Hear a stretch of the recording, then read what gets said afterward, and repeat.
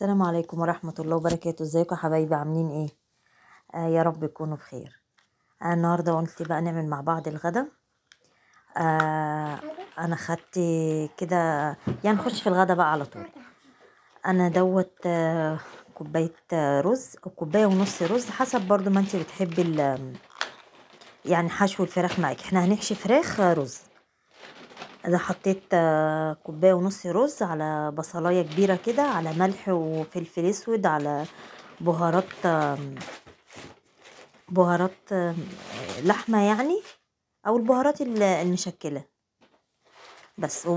يعني بدعكها كده ببعضيها، وبعد كده ارجع بقى احشي الفراخ دي فراخ بلدي. ف بحشي الرز عشان هي بتاخد سوا، فانا بحشي الرز ني. يعني هي عشان بتاخد سوا انا بحط الرز فيها ني، ما بسوهوش. انما لو فراخ اللي هي العادي، اللي هي الشامورت اللي ما بتاخدش سوا، او الفراخ البيضة او كده، لا بديله نص تسوية عشان ما يعجنش برضو معايا. فدي عشان بتاخد معايا سوا، يا دوبك هتشوفها في الاخر عامله ازاي. يعني يا دوبك ايه السوا، يعني سوا الرز مع سوا الفراخ واحد. انا بقى هنا بس عشان برضو يعني لازم غلطة ولازم اقول عليها. انا دي هنا في فرخة وفي ديك. ديك عادي، مش ديك يعني هو ديك الفراخ. انا المفروض بقى ان انا يعني اسلق ده في حلة وده في حلة. انا الفرخة عندي استوت قبل، هي برضو خدت وقت بس مش زي الديك. فحتى هتشوفوها معايا، يعني الرز ايه طلع منها كده، يعني بسيط، بس برضو يعني حب اللي انا انبهكم، وما ضايقنيش في حاجه او اذاني في حاجه، بالعكس في الصينيه عادي وادخلها الفرن، بياخد وش كده بيبقى جميل. وهوريهولكوا برضو طالع مفلفل وزي الفل. بس انا دي حد يعني خدوا بالكم من حاجه زي كده. انا قلت الاتنين عشان انا مربيه الاتنين، يعني الاتنين مع بعض. فقلت عادي دي سوا واحد، يعني الاتنين قصدي في سن بعض. فطلعت الفرخه استوت قبل ايه، قبل الديك. بس ماشي يعني شغال الحمد لله. دي بص الشوربه عامله ازاي. حطي ديت باميه اللي هي الويكا. انا برضو مفرزاها في البيت عندي. ادي الفراخ بعد ما طلعت اهو. بصوا الفرخه اللي على الشمال ده الرز طلع منها ازاي. بس برضو اذا كانت زي العسل ما فيهاش حاجه يعني. ده رز، وده رز فض، رز عادي انا غسلته وعليه رز بالبصلايه اللي فاض من الفراخ. ده هعمل كشك، هنحط عليه الشوربه ونشغل عليه النار ونوطع من اول ما يغلي، نوطع عليه يعني نوطع عليه حاجات بسيطه شمعيه كده بحيث ان الرز يستوي. بصوا الشوربه عامله ازاي. فراخ بقى اللي هو البلدي اللي بتطلع، يعني انا ما كانش الفرخه تاخد معايا سوا وتطلع يعني فوق الوش سمنه وكده، ما بحسش ان انا عملت فراخ.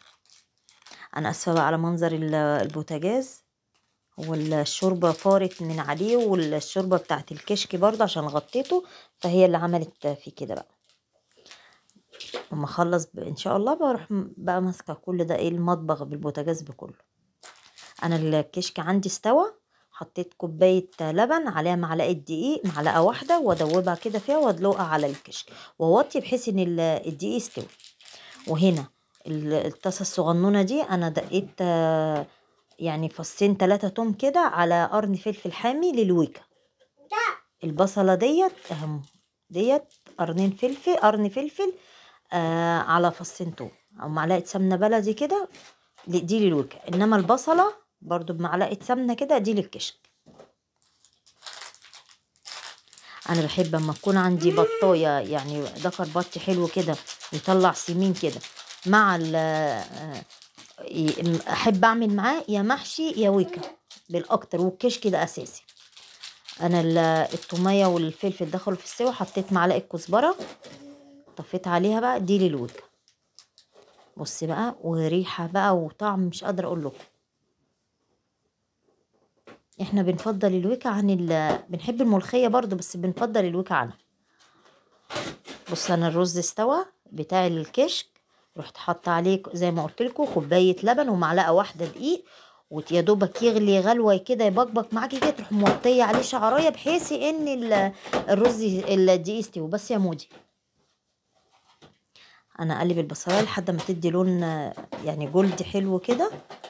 ادي الفراخ انا طلعتها من الفرن. انا الفراخ هو صلصه وعليها، معلش المقطع ده مش عارفه راح فين، بحط معلقه صلصه وعليها معلقه زيت وشعرك كده فلفل اسود وملح، وبدأ بيها الفراخ وادخلها الفرن. ساعات بقى بعمل بحط دبسو اسفه صويا صوص او كاتشب او كده الموجود، بس هي بتمشي معايا برضو الصلصه. بص الرز مفلفل ازاي، هوريهولكوا تاني. يا دوبك البصلايه تاخد بس معايا لون كده بسيط. امشي يا موجي بره.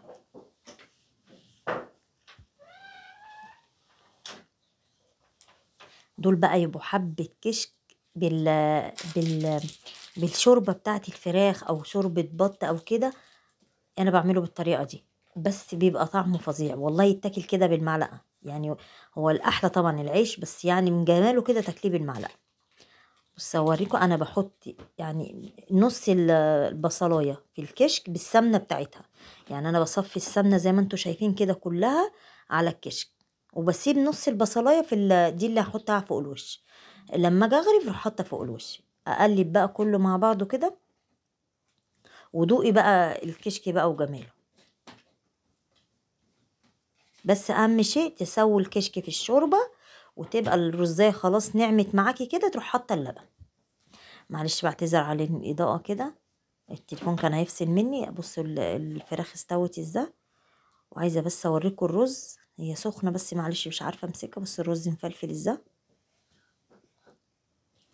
وادي ده الديك اللي انا قلت لكم ايه خد قبل الفرخه، وادي الويكا وادي الكشك. ويعني ده يعني كان غدانا النهارده، ويا رب يعجبكم. متشكره قوي. السلام عليكم ورحمه الله.